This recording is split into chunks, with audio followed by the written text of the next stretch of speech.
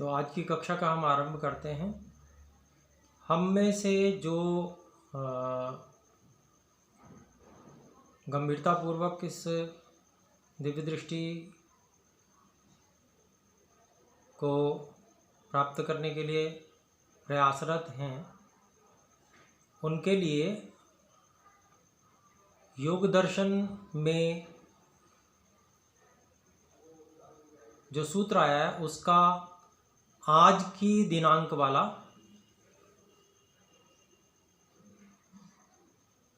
जो सूत्र है गुरुकुल क्रांति में, उसको आप देख लीजिएगा। उसमें काफ़ी कुछ जो आपको भी बताया हुआ है वैसे, लेकिन सूत्र के अनुसार वहाँ पर बताने का प्रयास किया है।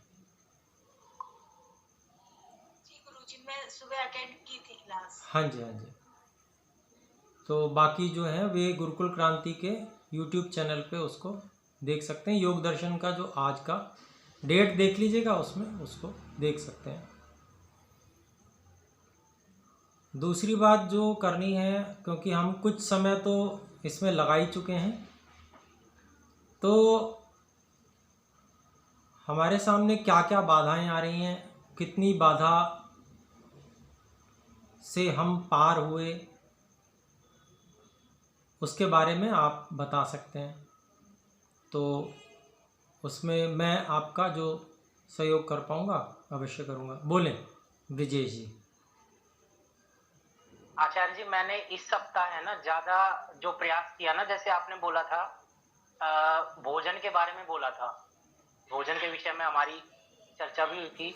तो मैंने प्रयास किया इस सप्ताह, जो सबसे ज्यादा प्रयास किया है वो भोजन को लेकर के किया। तो मैंने 70 से 80% तक, मतलब पूरे सप्ताह में ऐसा हुआ कि मैंने भोजन चबा चबा करके किया है। और उसके कारण से अगर आज की स्थिति बताऊं तो मैं अगर आंख बंद कर लेता हूं तो जो बहुत ज्यादा विचार मन में आ रहे थे ना, वो मन में विचार नहीं आ रहे हैं। और सामान्य रूप से भी मैं जैसे बैठा हूं, दुकान में बैठा हूं, घर में हूं, तो माइंड एकदम जैसे ब्लैंक होता है ना, उस तरीके से ब्लैंक है। जो विचार मैं ला रहा हूं प्रयास पूर्वक वही विचार आ रहा है, ऐसे नहीं आ रहा कि कुछ भी अपने आप से आने लग गया। तो अभी की स्थिति आचार्य जी ये है। बहुत सुंदर जी, आपने प्रयास किया और आचरण में लाने का प्रयास किया और उससे आपको प्रतिफल भी मिला, तो बहुत अच्छी बात है, धन्यवाद। और कोई विशेष जैसे प्रकाश देखने में या कोई और वो अभी सफलता में वो उन्नति नहीं हुई है, वो उन्नति नहीं। ठीक है, तो कोई बात नहीं, ये एक अच्छा आपका लक्षण प्रकट हुआ है। एक चीज है, जैसे मैं ध्यान करता हूँ, जैसे ईश्वर मान लीजिए कर रहा हूँ ना, तो 20 मिनट 25 मिनट कब निकल जा रहे हैं मतलब पता ही नहीं लग रहा। यूं लग रहा है कि 2-3 मिनट हुए हैं, इतना मतलब लाभ हुआ है। अच्छा हुआ, नहीं दिख रहा आचार्य जी। तो आप ऐसा करेंगे,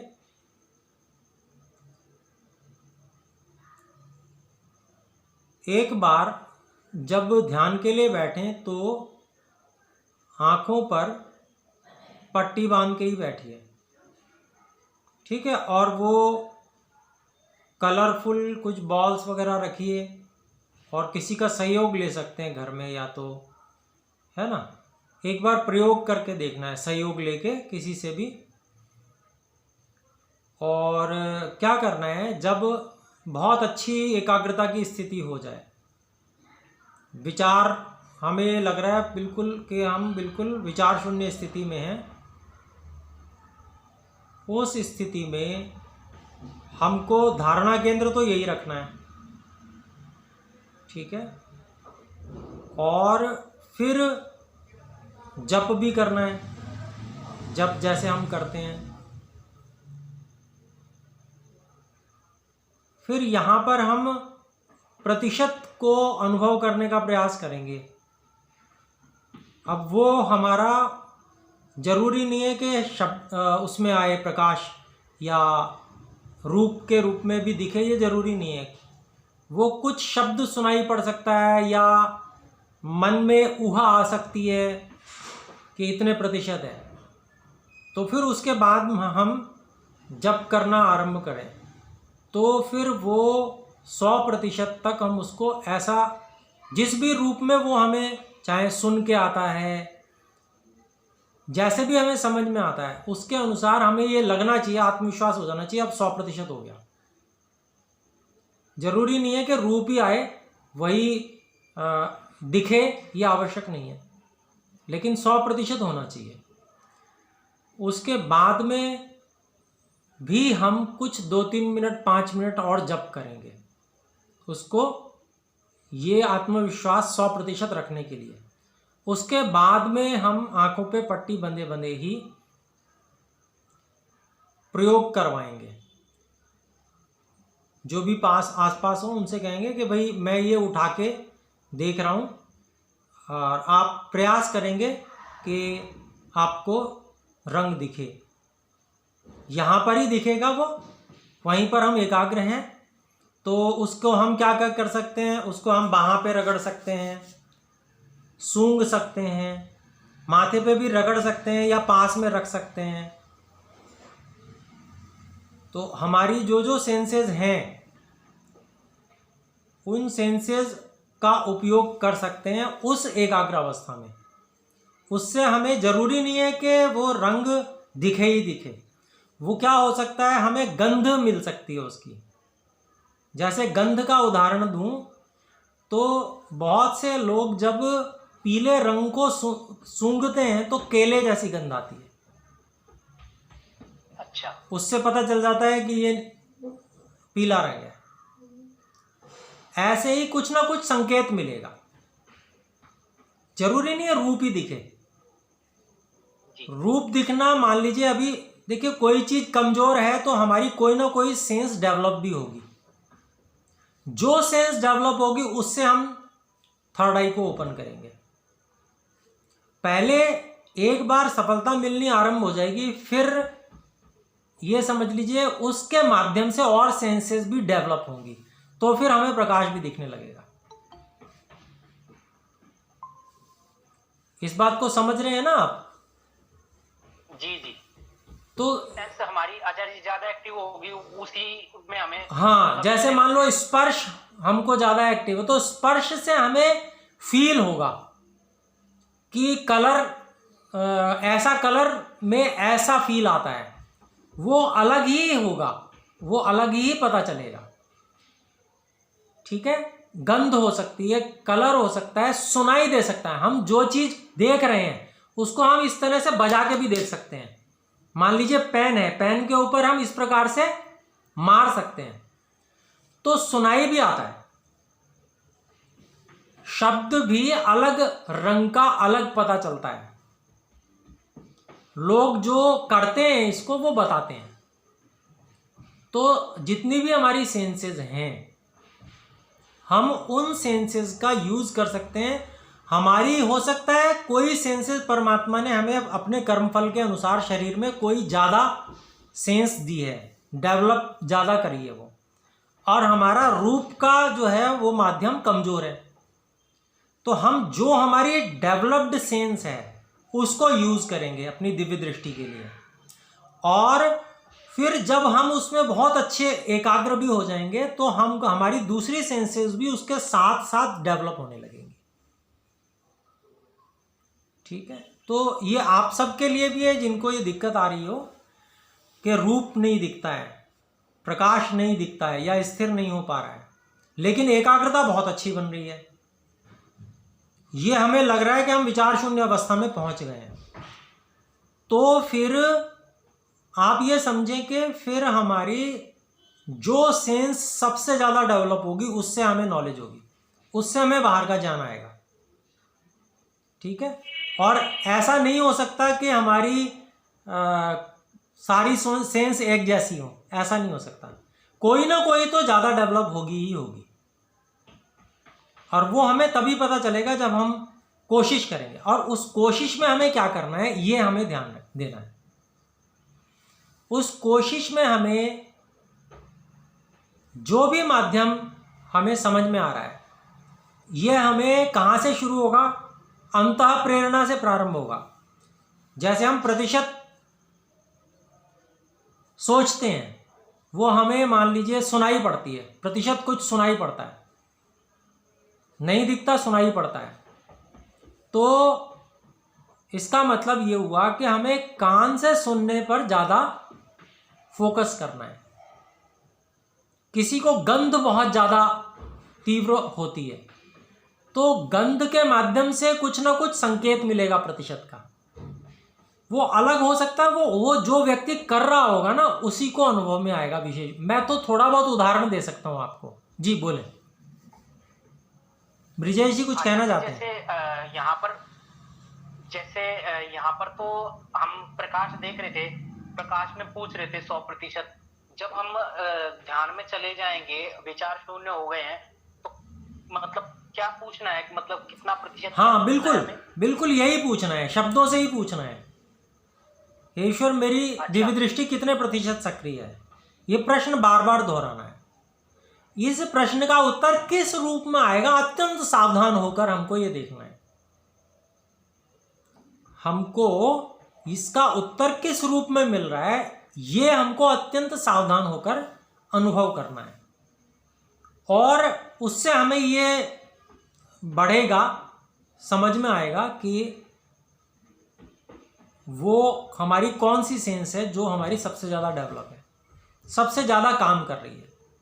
तो उसको हम उस पर ज़्यादा ध्यान देंगे, फोकस करेंगे फिर उस पर, और उसको माध्यम बनाएंगे दिव्य दृष्टि का। आरंभ में करेंगे, उसके बाद में सारी सेंसेस डेवलप बहुत ज़्यादा डेवलप होंगी, क्योंकि एकाग्र अवस्था में हम जिसके लिए भी प्रयास करेंगे वही प्रयास सफल होगा। ठीक है, एक तो ये आप करेंगे। और कोई बात ब्रिजेश जी आपको कहनी हो या पूछनी? नहीं आचार्य जी। ठीक है, नहीं जी आचार्य जी, मेरे को कल से ना जैसे किसी की खुशबू आ रही, जैसे मेरे को लग रहा है कि वो ये बना रही है, वो ये बना रही है, तब मुझे अब पता चला कि मुझे इसलिए आ रही शायद। जी जी पहले कभी नहीं आती जी। तो इसका मतलब ध्यान कर रहे हैं आप, तो आपकी जो घ्राण इंद्रिय है वो आपकी विशेषता है, आपको उसके माध्यम से विशेष अनुभव होने वाले हैं आगे। और एक का जब बढ़िया अनुभव होगा तो उससे सारी सेंसेस में हमें सफलता मिलेगी। ठीक है, उसमें हम आगे बढ़ते चले जाएंगे। और एकाग्र अवस्था में हम जो संकल्प करेंगे, हम अगर प्रकाश नहीं दिख रहा है और हम ये संकल्प करेंगे कि अब मुझे बहुत अच्छा प्रकाश दिखने लगा है, तो वास्तव में दिखने लगेगा। ये सच बता रहा हूं आपको। जब अगर आप विचार शून्य अवस्था में जो संकल्प करेंगे वही फलीभूत होगा। इसको आप करके देख सकते हैं। अगर आपको ये लगता है कि मैं विचार शून्य अवस्था में जा रहा हूं, तो ऐसी अवस्था में उत्तम संकल्पों को भी वहां पर हमें दोहराना है। ये मैं आपको पहले कह भी चुका हूं। और ठीक है, आप और कुछ कहना चाहेंगी बहन नीलम जी? नहीं, बस यही मेरे को समझ नहीं आ रहा, मतलब यही कह रही। ठीक है, और अपनी कोई स्थिति अपनी बता सकते हैं, कोई समस्या आ रही हो तो बता सकते हैं, मैं उसमें समाधान देने का आपको प्रयास करूंगा, जैसे मैंने ब्रिजेश जी को दिया है। और मैं समझता हूं उनके समाधान से आपको भी लाभ होगा, आपका भी कुछ ना कुछ समाधान हुआ होगा। कुछ कहना चाहेंगे? तो जी बोले। ध्यान अच्छा लगने लगा है।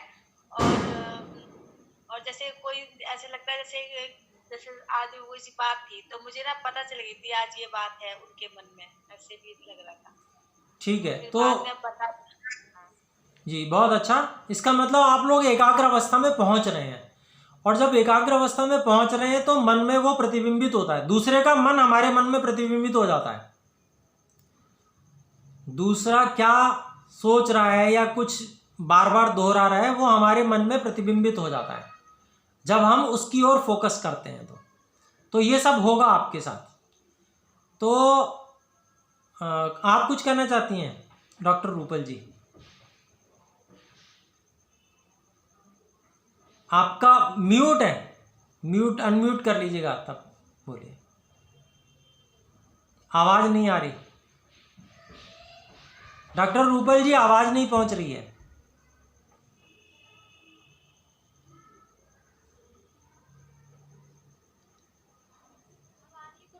हाँ आ गई अब। मैं कह रही थी मेरी जो स्थिति है, गुरुजी, कभी तो मुझे दिखता है और कभी कम दिखता है। और जैसे मैंने प्रश्न किया कि मेरी कितने प्रतिशत, आवाज फिर बंद हो गई।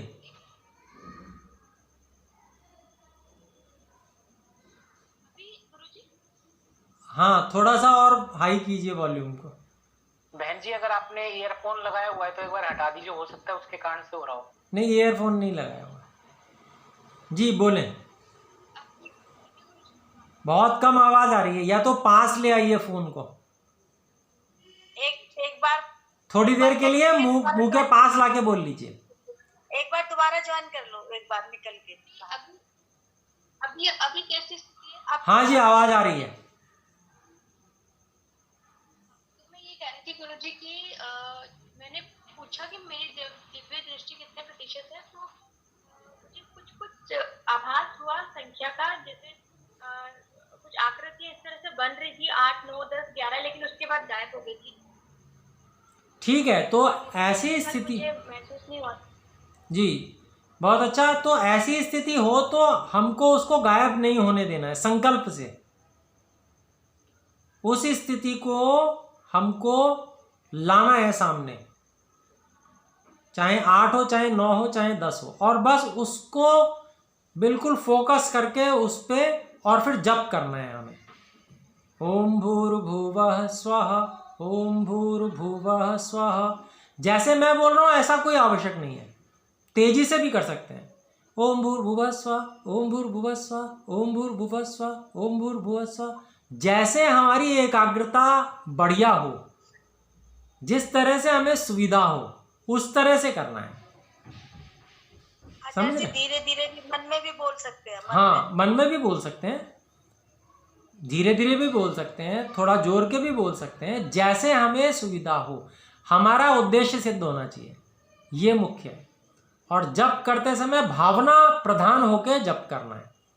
जितनी हम भावना प्रधान होके जप करेंगे उतना ही हम को अधिक शीघ्र सफलता मिलेगी।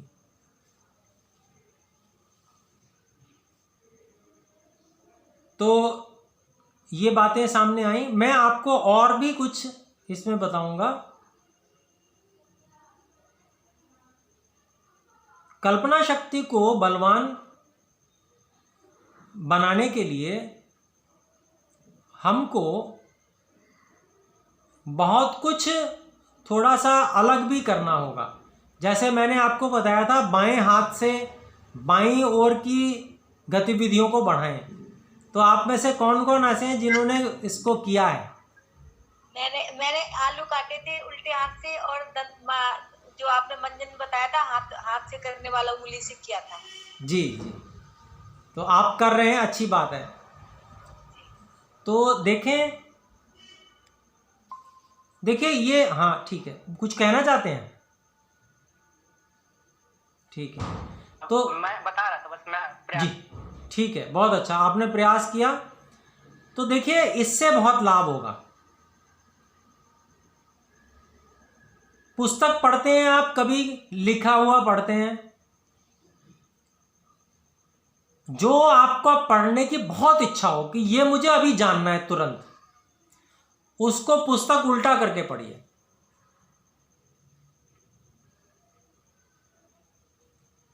समझ रहे हैं क्यों कह रहा हूं मैं? क्योंकि उसमें हमें ज्यादा ध्यान देने की आवश्यकता पड़ेगी, हमारा फोकस बढ़ेगा, एकाग्रता अधिक लगानी पड़ेगी हमें जो सरलता से काम हो जाता है उसमें हम दाएं बाएं इधर उधर 4 काम और पकड़ लेते हैं। जो काम हमसे सरलता से हो जाता है उसमें हम 10 और काम बातें सोच लेते हैं, फोकस नहीं करते उस पर। इसलिए काम जो भी है उनको ठीक है, जब हमें बहुत आवश्यकता है तो हम ना करें इस तरह से, लेकिन जब हमारे पास समय भी है तो हम उसको कुछ अलग ढंग से करें, ऐसे ढंग से करें जिससे हमारी एकाग्रता उधर बहुत अधिक हो। ठीक है, तो इस तरह का मैं आपको सुझाव इसलिए दे रहा हूँ कि आपको थोड़ा सा उसमें और कल्पना शक्ति में भी लाभ होगा, क्योंकि जब हम किसी चीज़ को, शब्दों को उल्टा पढ़ते हैं तो पहले हम अपनी कल्पना शक्ति से उसे सीधा करते हैं, तब वो पढ़ते हैं। इससे भी कल्पना शक्ति डेवलप होगी। तो मतलब ये है कि हमें अपने मस्तिष्क का संतुलन बढ़िया ढंग से करना है, उत्तम ढंग से करना है। ठीक है, ये जो भूत भौतिक मस्तिष्क है ये बहुत अधिक सहायक है। सूक्ष्म मन जो है उसका तो ये कार्यालय है, ऑफिस है। तो आचार्य जी, आप अपना ना थोड़ा ना केस आपका आधा आधा दिखता है, तो और आधा दिखता है। अच्छा बहन जी, आप है ना थोड़ा सा है ना फोटो को नीचे करेंगे ना पूरा दिख जाएगा। नहीं, थोड़ा सा आचार्य जी के अब ठीक है, अब नहीं, अब पहले ठीक था। हाँ, अब ठीक, थोड़ा ठीक है। अब कुछ ठीक होगा। तो मैं आपसे ये कह रहा था कि हमको कुछ कार्य ऐसे भी करने हैं जिससे कि हमारी एकाग्रता में वृद्धि हो और हमारे शरीर का भी जो भाग सक्रिय नहीं है वो भाग भी सक्रिय हो जाए। तो शरीर का बहुत बड़ा योगदान है, आप ये समझ के चलिए, इस कार्य में बहुत बड़ा योगदान है। क्योंकि प्राण शक्ति का जो भोजन है वो ये शरीर ही है। शरीर की धातुएं हैं, शरीर में किया हुआ भोजन है, वो सारा का सारा ही शरीर की प्राण शक्ति का भोजन है। तो इसको हमें अगर हमारी ये प्राण शक्ति अच्छी प्रकार से संतुलित होगी तो हमारे को एक संतुलित प्राण शक्ति प्राप्त होगी, सब प्रकार से जो सबल है। तो इसलिए अपने को ये करना है। कुछ कहना चाहते हैं ब्रिजेश जी? आचार्य जी, मैं ये पूछ रहा था, जैसे आपने अभी पुस्तक के विषय में बताया, तो ये हमने अपने आप को चुनौती दी है, एक कुछ अलग टास्क किया है। तो जीवन में जो अलग अलग, जैसे हम अपने आप को चुनौती दे करके जो भी कार्य करते रहते हैं, तो उससे भी हमारी कल्पना शक्ति वृद्धि होती है। हाँ, काफ़ी कुछ होगी, बिल्कुल होगी, क्योंकि उसके लिए हमें नया कुछ करना होगा और उसके लिए हमें अधिक एकाग्र भी होना पड़ेगा। और उस कार्य को हम उसके लिए पहले हम कल्पना करते हैं कैसे कैसे हम करेंगे, क्या इसमें बाधाएं आ सकती हैं उसकी भी कल्पना हमें आती है। और फिर हम उससे कैसे जूझेंगे और क्या क्या हम करेंगे उसकी कल्पनाएं हमारी पहले से आती हैं, हम करते हैं। तो निश्चित रूप से कल्पना शक्ति में वृद्धि होती है, जो चुनौतियों को स्वीकार करने से ये होता है। तो ये अच्छा आपने बताया। तो आइए थोड़े समय के लिए हम ध्यान की प्रक्रिया में आते हैं। और पहले हम आसन को अच्छे से लगाएं। इसमें मैं थोड़ा सा और आपको बताना चाहूँगा, प्राणायाम जिनको नहीं पता है तो प्राणायाम मैं बता दूं आपको। प्राणायाम धारणा को सिद्ध करने में अचूक उपाय है, बहुत अच्छा उपाय है। शारीरिक गतिविधि अच्छी करना, बढ़ाना, ये तो आवश्यक है ही। उसके लिए अनेक लोग श्वास की गतिविधि भी बढ़ाते हैं, मैं भी कराता हूं कभी कभी। अभी तो सभी लोगों ने भोजन किया होगा तो अभी मैं नहीं कराऊंगा, किसी दिन सुबह मैं वो क्रिया करा दूंगा। प्राणायाम को समझ लें जिससे कि हम इसका साधन के रूप में बहुत अच्छी प्रकार से उपयोग कर पाएं। तो पहला जी, क्या कह रहे हैं? फिर से कहें डॉक्टर, फिर से बोलें। कि भस्त्रिका प्राणायाम। नहीं नहीं, वो नहीं, वो प्राणायाम नहीं है, वो क्रियाएं हैं, उनको प्राण क्रिया कह सकते हैं। प्राण किया, भस्त्रिका प्राण किया, गलत बोला मैंने। प्राण क्रिया कह सकते हैं, वो प्राणायाम नहीं है। मैं प्राणायाम की चर्चा कर रहा हूं। प्राण क्रिया से भी सहयोग मिलता है, वो एक तरह से व्यायाम ही है। प्राण क्रिया क्या है? एक तरह से व्यायाम समझ लीजिए आप, जिससे शरीर के स्वास्थ्य आदि में लाभ मिलता है, शरीर एक्टिव हो जाता है, तो वो प्राण क्रियाएं अलग हैं। लेकिन प्राणायाम जो है वो 4 प्राणायाम है जो योग दर्शन में बताए गए हैं। वो कैसे करने हैं वो मैं बता रहा हूं। योग दर्शन में भी बताया गया है वैसे, मैं और आपको उसी के आधार पे बता रहा हूं। पहला प्राणायाम है बाह्य प्राणायाम। कोई भी प्राणायाम हम करेंगे उसमें हमें एक लक्ष्य रखना है कि जब हम श्वास को रोकें तो जितना अधिक रोक सकें, पहली बात। दूसरी बात हमें ध्यान रखना है कि जब भी हम श्वास लेंगे या छोड़ेंगे प्राणायाम पूरा होने के बाद, प्राणायाम पूरा होने के बाद जब भी हम श्वास लेंगे या छोड़ेंगे तो वो नियंत्रित होना चाहिए, और जितना अधिक से अधिक धीमी गति से हो उतना अधिक से अधिक प्रयास करें। ये हमें करना है। 2 काम मैंने आपको बताए। पहला काम मैंने आपको बताया कि जब हम श्वास को धारण करते हैं, श्वास या प्रश्वास को, तो धारण हम अधिकतम समय के लिए करें, पूरा प्रयास करें। इसको तप, परम तप कहा है महर्षि मनु ने। प्राणायाम को परम तप कहा है क्योंकि श्वास से अधिक प्रिय, प्राण से अधिक प्रिय और कुछ नहीं होता, और उसी को हम रोक रहे हैं, तो एक बहुत बड़ा तप है ये।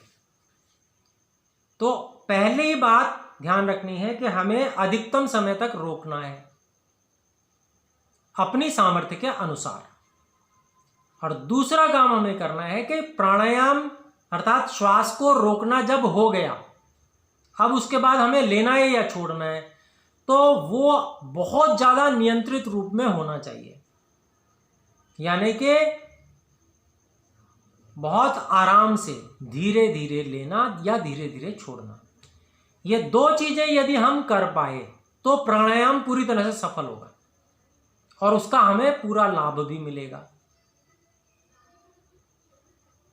तो पहला प्राणायाम है बाह्य प्राणायाम। बाह्य प्राणायाम की विधि है श्वास को भर के मूलेंद्रिय, जिसको हम कहते हैं गुदा इंद्रिय, उसको ऊपर की ओर खींचते हैं और श्वास को बड़ी तेजी के साथ में बाहर निकाल देते हैं, जैसे उल्टी हो जाती है। जैसे उल्टी हो जाती है उस तरह से श्वास को बाहर निकाल देते हैं। तो इस तरह से बाहर निकाला, नाक के द्वारा निकालेंगे ना? जी बिल्कुल, नाक के द्वारा ही निकालेंगे और बड़ी तेजी से निकालेंगे, बड़ी शीघ्रता से। अभी ना करें, अगर भोजन किया हुआ हो तो अभी नहीं करेंगे, बाद में करेंगे, अभी केवल समझ लें। अभी नहीं किया मैंने भोजन। आचार्य जी, अगर दूध पिया है तो कर सकते हैं? कम से कम 2 अंतर रहना चाहिए थोड़ा सा। वैसे दूध जल्दी हजम हो जाता है, लेकिन फिर भी अंतर रहना चाहिए। मैंने अभी 5 बजे 6 बजे से कुछ नहीं खाया जी। तो ध्यान दें कि हमको श्वास को, पहले हमें मूलेंद्रिय को ऊपर खींचना है, मन की भावना से उसको ऊपर की ओर संकोच करना है, और श्वास को पूरा बड़ी तेजी के साथ में बाहर छोड़ देना है अधिकतम, और उसके बाद में बाहर ही रोक देना है। रोकने के बाद में हम जप कर सकते हैं अंदर।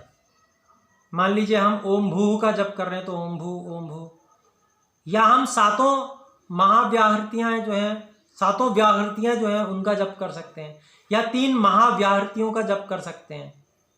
ऐसे हम कर सकते हैं। वो जप हम निरंतर करते रहें और मूलेंद्रिय को खींचे रखना है, छोड़ना नहीं है। जब तक हम मूलेंद्रिय को खींचे रखेंगे तो श्वास बाहर जो है वो टिका रहेगा।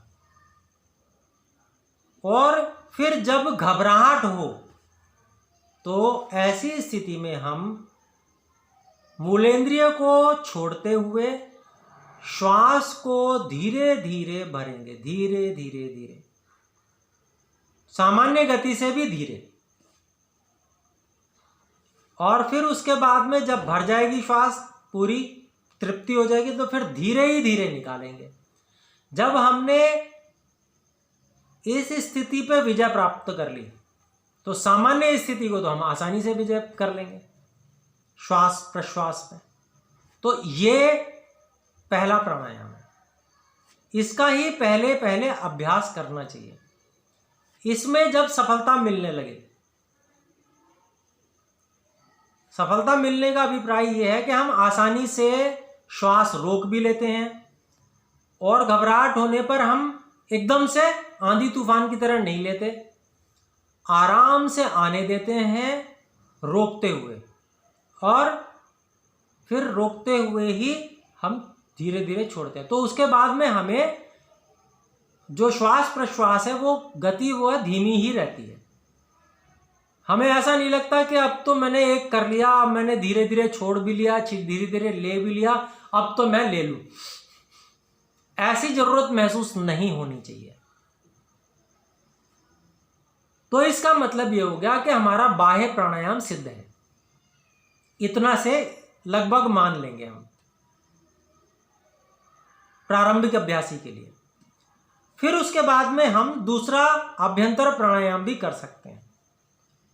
अभ्यंतर प्राणायाम करने के लिए हमें क्या करना है?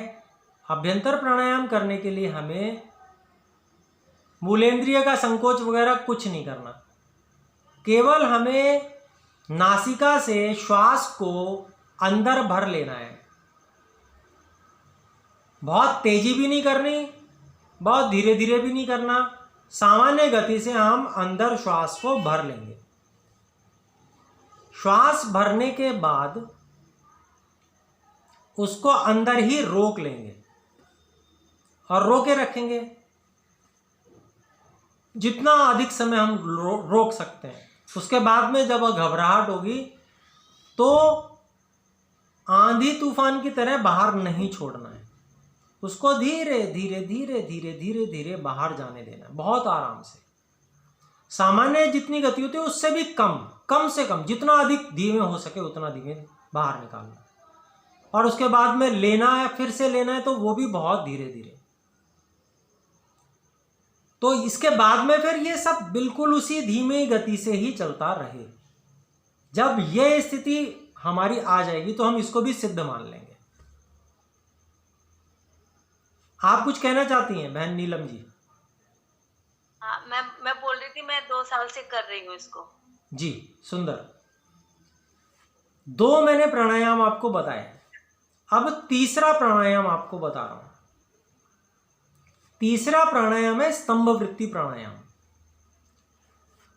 ध्यान का अभ्यास करते समय जब कभी वृत्तियों में फिर अनियंत्रण होता है तो सबसे ज्यादा स्तंभ वृत्ति को ही किया जाता है, क्योंकि उसमें जहां की तहां हमें श्वास को रोक देना है।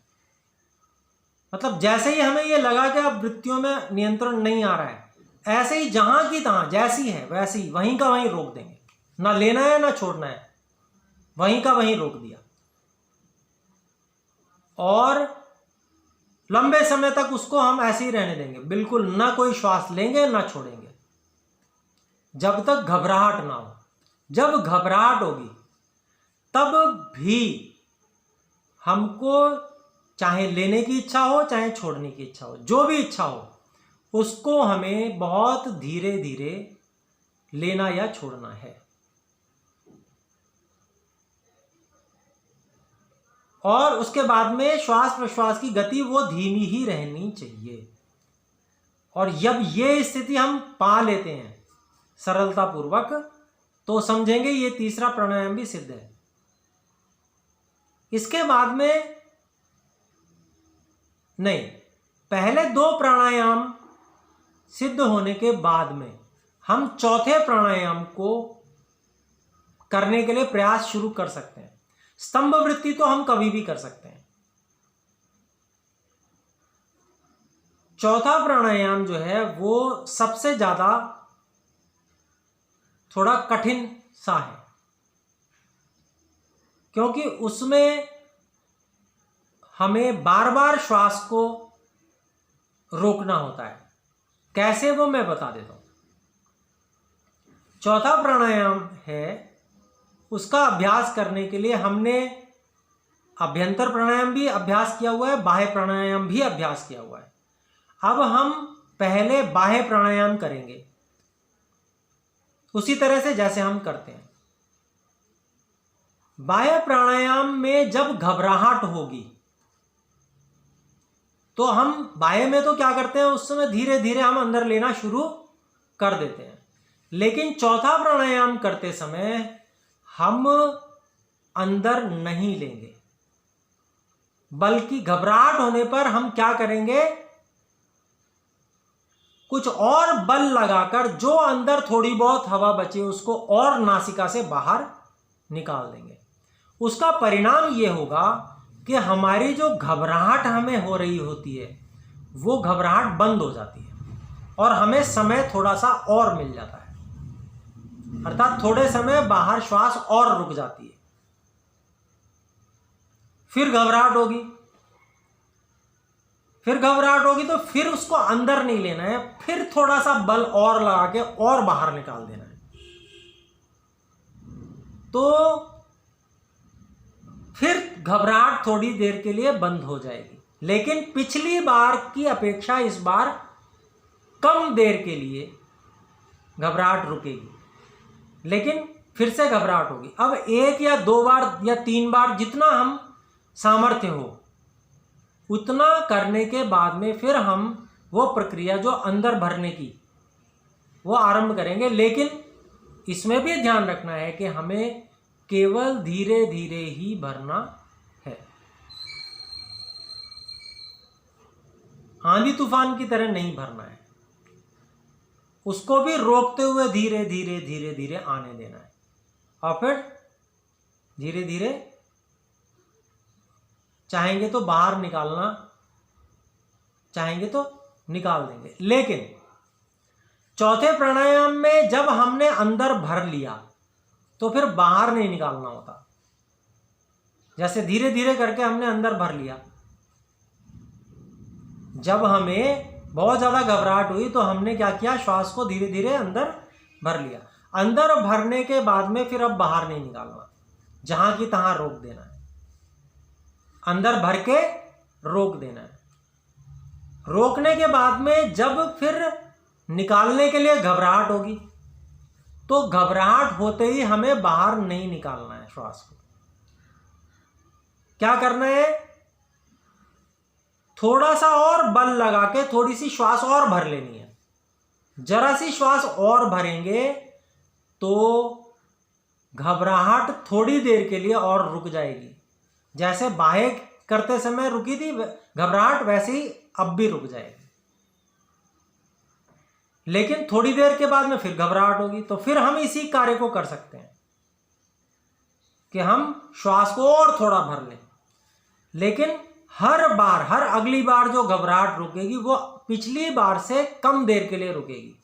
तो ऐसा हम 2 या 3 बार कर सकते हैं, वो करेंगे और फिर उसके बाद में धीरे धीरे बहुत आराम से बहुत कम गति से श्वास को बाहर निकालेंगे।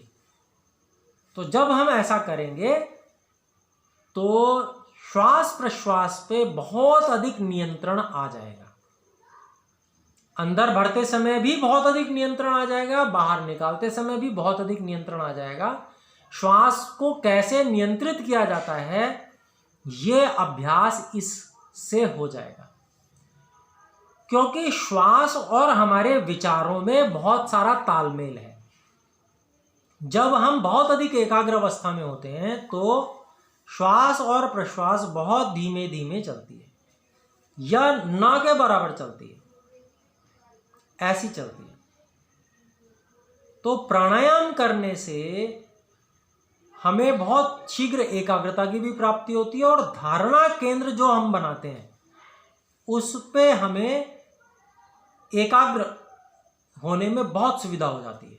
धारणा सूचा योग्यता मनसा, मन की धारणा स्थान पर बांध देने की योग्यता बहुत अधिक बढ़ जाती है। तो ये हमारा प्राणायाम का फल है। तो आज मैंने प्राणायाम आपको बताया। इन 4 प्राणायामों में हमको क्रम से पहले बाह्य प्राणायाम सिद्ध करना चाहिए। यह हम सिद्ध कर सकते हैं, हमारे ऊपर निर्भर है। कोई बहुत ज़्यादा समय नहीं भी लगता है, जानकारी नहीं होती है तो लंबे समय तक भी व्यक्ति करता रहता है, कोई बात नहीं। जितना लंबे समय तक हमने किया है तो हमें लाभ ही मिलने वाला है उससे। प्राणायाम करते समय हमें इतना ध्यान रखना है कि हमारा पेट साफ हो। प्रयास करें सात्विक स्थिति हो, क्योंकि तामसिक स्थिति अगर पेट में मल आदि भरा हुआ है और फिर प्राणायाम करते हैं तो तमोगुण बढ़ेगा, सात्विक स्थिति नहीं मिलेगी, कठिनाई होगी। ठीक है, तो इसलिए सात्विक स्थिति हो इसके लिए प्रयास करें तो सत्वगुण बढ़ेगा और मन की एकाग्रता की स्थिति प्राप्त होगी। तो किसी भी साधन से हम लाभ भी उठा सकते हैं, हानि भी उठा सकते हैं, यह हमारे ऊपर है। तो हमें उनका उपयोग अच्छे ढंग से सही स्थितियों में करना। दूसरी बात, प्राणायाम सामान्य स्थिति में 3 प्राणायाम से अधिक नहीं किए जाते। सर्दियों की ऋतु में 7 से 21 प्राणायाम तक भी बढ़ाए जाते हैं। शिशिर ऋतु में बहुत तेज ठंड होती है, उन दिनों में 7 से 21 प्राणायाम तक भी किए जाते हैं, लेकिन साथ में घृत आदि स्निग्ध पदार्थों का सेवन भी आवश्यक होता है। क्योंकि ये जो प्राणायाम है, हम जानते हैं वायु का काम क्या है, सुखाना। वायु तो सुखा देती है, और प्राणायाम में हम क्या कर रहे हैं, वायु का ही कार्य कर रहे हैं। वायु को रोक रहे हैं, उसके आने जाने को हम उसको नियंत्रित करना चाहते हैं। तो बल बहुत अधिक लगता है, शरीर का बल भी लगता है, मानसिक बल भी लगता है। तो उसके लिए अगर हमें स्निग्ध पदार्थों का भोजन होगा तो उससे क्या होगा, शक्ति मिलती रहेगी। नहीं तो क्या होगा, फिर हमारी धातुएं जलने लगेंगी शरीर की, और धातुएं जलने लगेंगी तो पुष्टि कम हो जाएगी, कमजोरी आने लगेगी। तो इसलिए सीमित मात्रा में जितना शरीर को हजम हो सके उतनी मात्रा में आहार, स्निग्ध आहार लेना। दूसरा, उसी मात्रा के अनुसार, उसी अनुपात में प्राणायाम बढ़ाना। ऐसे नहीं अंधाधुंध प्राणायाम बढ़ा दिए, शरीर को हजम करने की अब का अभ्यास तो है नहीं और स्निग्ध पदार्थ हम ले नहीं पाए, तो इधर से तो खर्च होता जा रहा है, इधर से पाचन शक्ति कम होने के कारण से शरीर में पूर्ति नहीं हो रही, तो भी हानि होगी। तो इसलिए ध्यान रखेंगे। जो पूछना चाहते हैं पूछें। ब्रिजेश जी।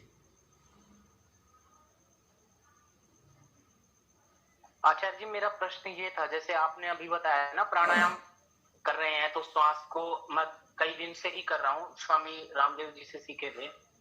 तो ये और प्राणायाम में तो हम बिल्कुल धीमी गति से करते भी थे, करवाते भी थे, लेकिन जैसे आपने अभी बाह्य प्राणायाम के विषय में बताया ना कि श्वास हमने भर तो लिया, वो श्वास पूरा खाली कर दिया, और उसके बाद में जैसे भर रहे हैं तो वो हम है ना एक साथ ही मतलब पूरा, क्योंकि काफी देर तक रोकते थे तो पूरा ही ले लेते थे, तो तेजी से लेते थे। तो ये अभी पता लगा कि धीरे धीरे लेना है। हाँ। आचार्य जी, ये धीरे धीरे क्यों लेना है, क्यों लेना है, इसका कारण अगर कुछ पता लग जाए। हम प्राणायाम कर क्यों रहे हैं, अगर ये हमें स्पष्ट है तो हमें पता चल जाएगा धीरे क्यों लेना है। मन की एकाग्रता के लिए। मन की एकाग्रता तेज श्वास प्रश्वास चले उसमें होगी या कम धीरे धीरे चले, नियंत्रण में चले? तो धीरे धीरे में, इसीलिए हमको धीरे लेना है। धीरे धीरे लेंगे तो हमारे को कठिनतम परिस्थिति में भी धीरे श्वास को ग्रहण करने का अभ्यास होगा। कठिनतम परिस्थिति अर्थात जब हमें बहुत ज़्यादा आवश्यकता है तो भी हम नियंत्रण को नहीं छोड़ रहे हैं, इसका अभ्यास होगा। ये अभ्यास बहुत आवश्यक है। ठीक है, बहन नीलम जी पूछें।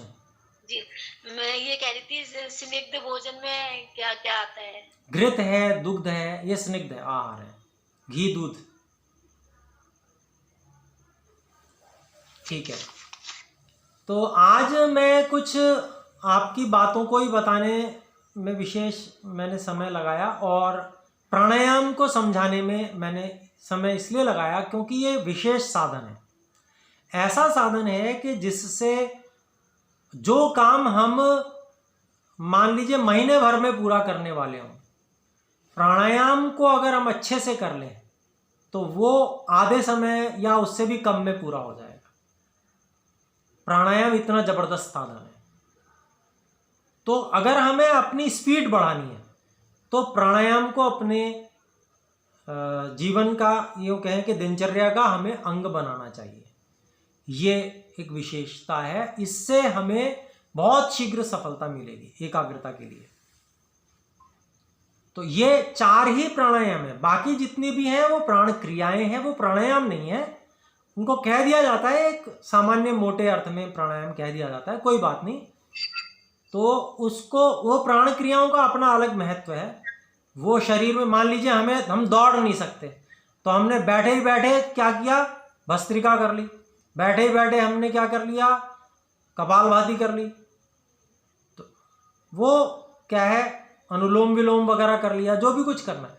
तो वो प्राण क्रियाएं हैं, उनसे हमारा शारीरिक कुछ विशेष लाभ हो सकता है। थोड़ा बहुत कहीं एकाग्रता में भी वृद्धि होती है कुछ एक क्रियाएं करने से, जैसे जो हमारी अनुलोम विलोम वगैरह करते हैं तो उससे कुछ एकाग्रता भी बढ़ती है। लेकिन क्या है, हाथ यहाँ पर रहता है किस तरह से, तो वो उतना बढ़िया नहीं रह पाता।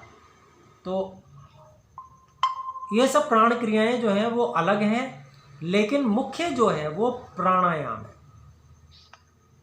प्राणायाम सबसे मुख्य है, और उसी का विधान योग दर्शन में महर्षि पतंजलि ने किया है, और वो बहुत बड़ा साधन है। उसका उपयोग अपने लोगों को करना चाहिए। कुछ कहना चाहती हैं बहन नीलम जी? जी, मैं आप ये कह रहे थे ना कि 3 से ज्यादा नहीं करने चाहिए, तो 4 या 12 ही हो पाए, 4 या 12 हो गए। अगर हम 3 के 3 4 करेंगे तो 12 हो गए। नहीं, 3 प्राणायाम एक बारी में। अगर आप मान लीजिए बाह्याभ्यंतर विषयाक्षेपी चौथा करते हैं तो आपको चारों लगातार नहीं कर सकते पहले? नहीं, तो आपको पहला और दूसरा करने की आवश्यकता ही नहीं है, क्योंकि पहला और दूसरा तो उसमें आ ही रहा है। बाह्य और आभ्यंतर फिर आपको करने की आवश्यकता नहीं है जब आप चौथा कर रहे हैं, तो उसमें तो सब शामिल है। चौथा अगर कर रहे हैं तो कितने मतलब 3 कर लीजिए, प्रारंभ में 3 कर लीजिए, कोई बात नहीं। नहीं, मेरी मतलब आदत है, तो कितना मतलब लगभग कर सकते हैं? क्योंकि बाह्य वाला और आंतरिक वाला तो मैं रोज ही करती हूँ। जब मैं वो करती हूँ ना संध्या, तो मैं बस यही करती रहती हूँ, मतलब ये चलते रहते हैं और संध्या भी होती रहती है। तो अच्छी बात है। देखिए, आपके अभ्यास के ऊपर है, क्योंकि देखिए शरीर तो आपका है, तो अनुभव आपके हैं, तो वो आपको निर्धारण करना होगा अपनी क्षमता के अनुसार।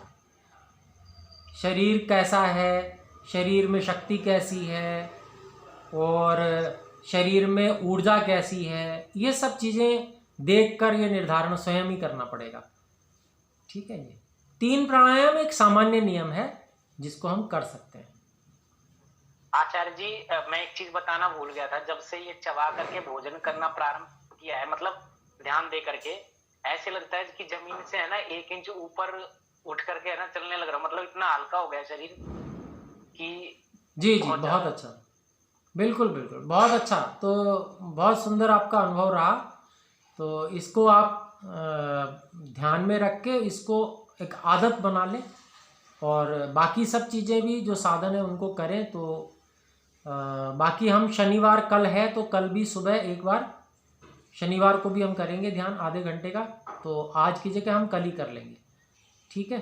तो आज हम फिर विराम करते हैं। सभी को सादर नमस्ते। एक बार ओम का उच्चारण कर लें। बहुत बहुत धन्यवाद। ओम।